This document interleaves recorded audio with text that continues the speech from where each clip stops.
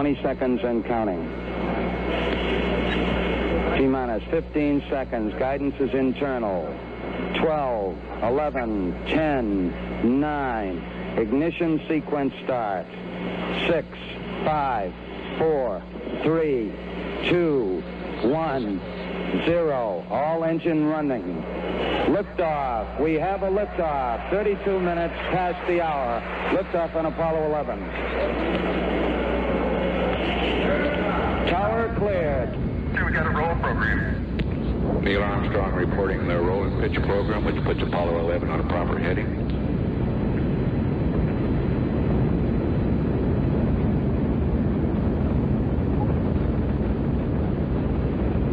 Plus 30 seconds.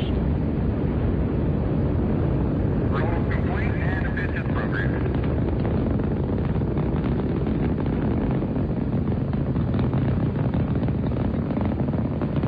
One Bravo. One Bravo is a...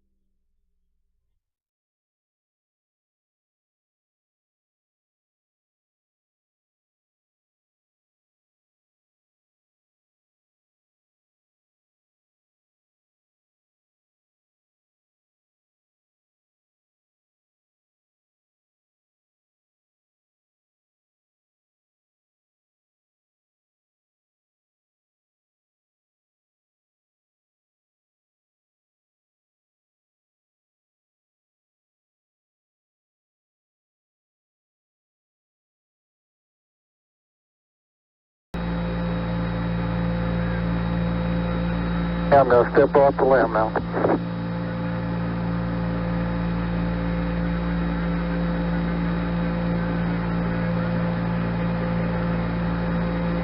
That's one small step for man, one giant leap for mankind.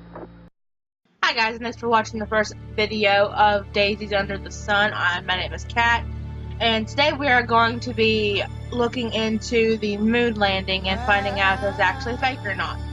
My personal opinion, I think it was fake, but we're going to get into the reasons why I think it is fake, and you guys can be your own judge. Let me know what you think down in the comments. So, with that being said, let's get on into this. I have 5 to 6 different points today to tell you why I think the moon landing was fake. The first point I want to get into is the astronaut that is in the popular picture. Now, you will have, if you watched the very first clip that I had in this video, you also noticed that the astronaut is in that too. So, but in case, you missed something, here's the picture that I'm referring to.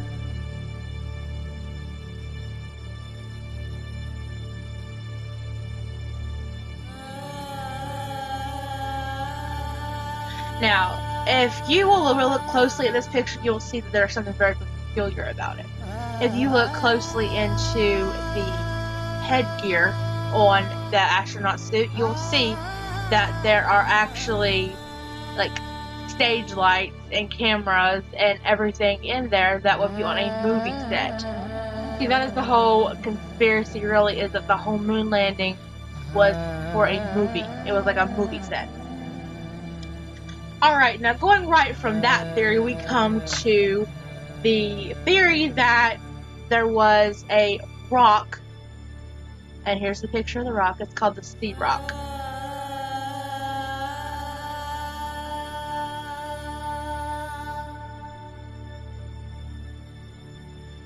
Now in nature, I have to say that it would be very possible for there to be a rock with a perfect C formation on it. But how likely is that? It's not very likely. So everybody thinks that, that it's a conspiracist that goes to this theory, thinks that it is actually a movie prop rock, which I agree with, because that's how they number them, is by letters and numbers, and we're calling this the C rock because of the perfect C formation on it. Somebody just maybe forgot to flip it over and they left the C exposed. Now, the next point that I want to get to is there's no wind on the moon. There's no wind in space. So, how do you explain this picture?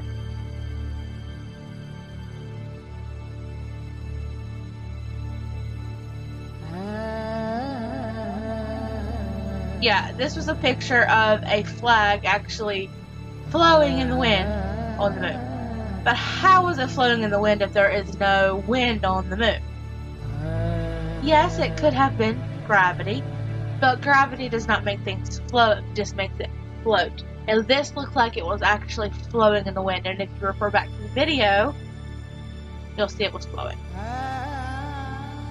There are also no stars in the background of this video. This one I think has been debunked, but I still think it is, a theory that you need to think about.